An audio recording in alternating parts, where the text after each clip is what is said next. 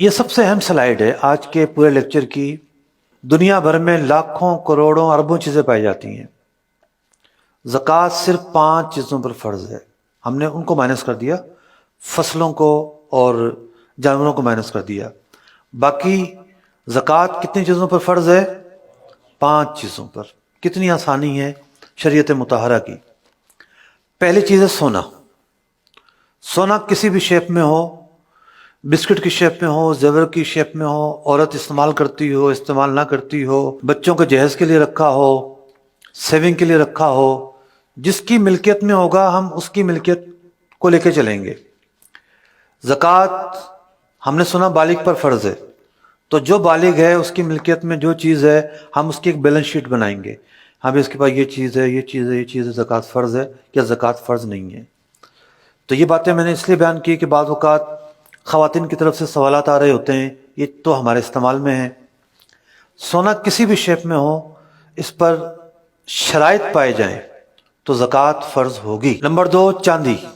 چاندی کا بھی یہی معاملہ ہے، کسی بھی شیپ میں ہو، استعمال میں ہو نہ ہو، شرائط پائے جائیں تو اس پر بھی زکوٰۃ فرض ہوگی۔ جو تیسری چیز ہے وہ ہے کرنسی۔ کرنسی پاکستانی ہو، ڈالر ہو، ریال ہو، کوئی بھی کرنسی ہو، اس پر زکوٰۃ فرض ہوگی۔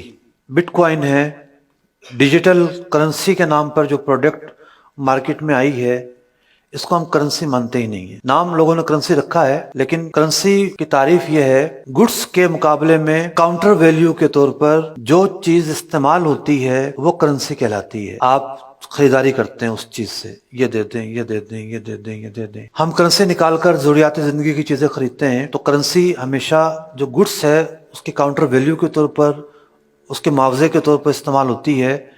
بٹ کوائن زیادہ سے زیادہ ایک انسٹرومنٹ ہے، ٹریڈنگ انسٹرومنٹ ہے، زیادہ سے زیادہ بس۔ اور وہ بھی ہے کہ نہیں ہے، اس میں بھی علماء کو اختلاف ہے۔ ہمارا فتویٰ یہ ہے کہ ڈیجیٹل کرنسی کی خرید و فروخت جائز نہیں ہے، کیونکہ اس کے اندر غرر ہے، اس کے اندر دھوکہ ہے۔ مارکیٹ اتنی اپ ڈاؤن ہے، اتنی صورتیں ہیں عجیب و غریب، تو ہم نے اس کے جواز کا فتویٰ نہیں دیا۔ پاکستان میں ویسے بھی غیر قانونی ہے، ایف آئی اے پکڑ لیتی ہے، چھاپے پڑتے ہیں، اور ملک کے لیے انتہائی شدید نقصان دہ ہے۔ ایک بٹ کوائن کی قیمت آج کل تو پتہ نہیں کتنی چل رہی ہے، معلوم ہے کسی کو بھی؟ پہلے تو تھی 30 لاکھ روپے، 40 لاکھ روپے، اب ڈالر مہنگا ہوا تو سکتا اور بڑھ گئی ہو۔ بھئی ایک کمپیوٹر کا کوڈ بندہ خریدتا ہے 30-40 لاکھ روپے دے کر۔ 30-40 لاکھ روپے میں فیکٹری لگ جاتی ہے، فیکٹری لگتی ہے، مصنوعات تیار ہوتی ہیں، باہر جاتی ہیں، ایکسپورٹ ہوتا ہے، ملک میں ڈالر آتا ہے، لوکلی لیبر کو کام ملتا ہے۔ 30-40 لاکھ روپیہ ایک کمپیوٹر کے کوڈ میں آپ نے رکھ دیا، جس کا پاسورڈ بھول گئے تو گئے کام سے۔ اس کا ایسا کوئی فزیکل استعمال نہیں ہے، دنیا میں تھوڑا سا چینج آیا، پتہ نہیں کہاں سے کہاں جائے گی۔ تو یوں اس کے اندر غرر ہے، انسرٹنٹی ہے، اتار چڑھاؤ بہت زیادہ ہے۔ چوتھی چیز ہے پرائز بانڈ۔ پرائز بانڈ جو ہے بعض لوگ کہتے ہیں کہ جائز نہیں ہے۔ 2 طرح کے پرائز بانڈ ہوتے ہیں، 2-3 سالوں سے ایک پرائز بانڈ کی نئی قسم پیدا ہوئی ہے مارکیٹ میں، پریمیم پرائز بانڈ کہلاتے ہیں۔ یہ خالصتاً سودی پرائز بانڈ ہے۔ یہ پرائز بانڈ ہمارے اس لسٹ میں شامل ہی نہیں ہے، اس وجہ سے کہ وہ تو صرف ایک رسید ہے۔ اصل تو وہ سیونگ اکاؤنٹ ہے جس پر سود ملتا ہے، اور ایک سودی اسکیم ہے جس میں پڑھنا جائز بھی نہیں ہے۔ یہ جو دوسرے پرائز بانڈ ہیں جو پرانے ہیں، ان پرائز بانڈ کی جو حیثیت ہے وہ ٹریڈنگ گڈس کی ہے۔ ٹریڈنگ گڈس کے طور پر یہ اپنا وجود رکھتے ہیں۔ جس طرح ڈاک کا ایک ٹکٹ ہوتا ہے، جس طریقے سے اب اسٹامپ پیپر ہوتا ہے۔ ڈاک کا ٹکٹ ایک ہی ایریا کا ہے لیکن اس کی قیمتیں ڈیفرنٹ ہیں، اسٹامپ پیپر ایک ہی پیپر ہے، A4 کا پیپر، اس کی قیمتیں ڈیفرنٹ ہیں، اور اس ڈیفرنٹ قیمتوں کی وجہ سے آپ اس کو خرید رہے ہوتے ہیں۔ تو اس پرائز بانڈ ایک خود گڈس ہے، اگر گم ہو جائے تو آپ کے پیسے چلے جاتے ہیں۔ یہ اس بات کا ثبوت ہے کہ یہ رسید نہیں ہے۔ رسید ہوتی تو آپ اصل سے جا کر ریکور کر لیتے۔ سودوں کے اندر استعمال بھی ہوتا ہے، یہاں کا ریشو مجھے نہیں پتا، کراچی میں تو بہت زیادہ ہے۔ کوئی پراپرٹی کسی نے خریدی ہے، اتنا کیش دیں گے، اتنا پرائز بانڈ دیں گے، تو یوں ایز اے انسٹرومنٹ کے طور پر، ٹریڈنگ گڈس کے طور پر اس کی اپنی ایک حیثیت ہے، اور مال تجارت میں یہ شمار ہوتا ہے۔